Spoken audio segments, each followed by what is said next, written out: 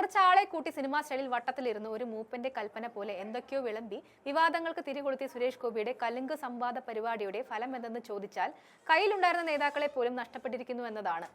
ആൽമരത്തിന്റെ തണല് തേടി സുരേഷ് ഗോപി പോയപ്പോൾ ആൽമരത്തിന്റെ വേര് അറുത്ത് നേതാക്കൾ പാർട്ടി വിട്ടു. വിട്ടപട്ടം പോലെ ബി.ജെ.പി. നേതാവ് വന്നിറങ്ങിയത് കോൺഗ്രസിലാണ്.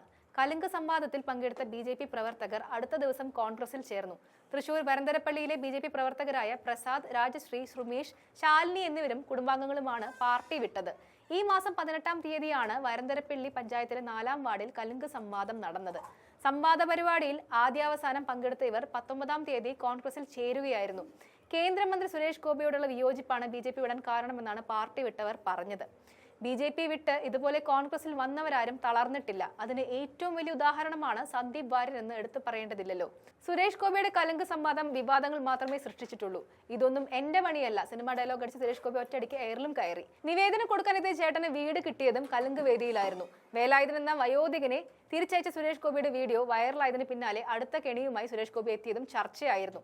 സഹായം ചോദിച്ച വയോധികയോട് ചേച്ചി അധികം വർത്തമാനം പറയേണ്ട, ഇ.ഡി. പിടിച്ചെടുത്ത പണം കിട്ടാൻ മുഖ്യമന്ത്രിയെ സമീപിക്കൂ എന്നായിരുന്നു സുരേഷ് ഗോപിയുടെ പരിഹാസം നിറഞ്ഞ മറുപടി.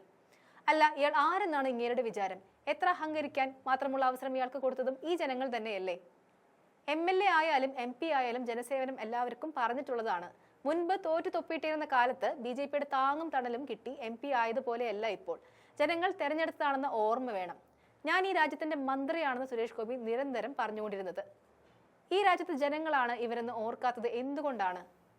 മുഖ്യമന്ത്രിയെ തിരക്കി തനിക്ക് പോകാൻ പറ്റില്ലെന്ന് വയോധിക പറഞ്ഞപ്പോൾ എന്നാൽ എന്റെ നെഞ്ചത്തോട്ട് കയറിക്കോ എന്നായിരുന്നു സുരേഷ് ഗോപിയുടെ മറുപടി. നിങ്ങളുടെ മന്ത്രി തൊട്ടടുത്തല്ലേ താമസിക്കുന്നതെന്ന് സുരേഷ് ഗോപി ചോദിച്ചു. ഞങ്ങളുടെ മന്ത്രിയല്ലേ സാർ നിങ്ങൾ എന്ന് വയോധികയുടെ മറു ചോദ്യം. അല്ല, ഞാൻ ഈ രാജ്യത്തിന്റെ മന്ത്രിയാണെന്ന് സുരേഷ് ഗോപിയുടെ മറുപടി. താൻ മറുപടി നൽകി കഴിഞ്ഞുവെന്നും ഇതേ പറ്റുമെന്നും സുരേഷ് ഗോപി പ്രതികരിച്ചു. ശേഷം കരുവന്നൂർ ബാങ്കിൽ നിന്നും ചേച്ചിക്ക് 10,000 രൂപ DYFI ഇടപെട്ട് കിട്ടാൻ കാരണമായതുമെല്ലാം നമ്മൾ കണ്ടതാണ്. എന്തായാലും കലുങ്ക് സംവാദം കൊണ്ട് കോൺഗ്രസിന് കോൾ അടിച്ചിരിക്കുകയാണ്.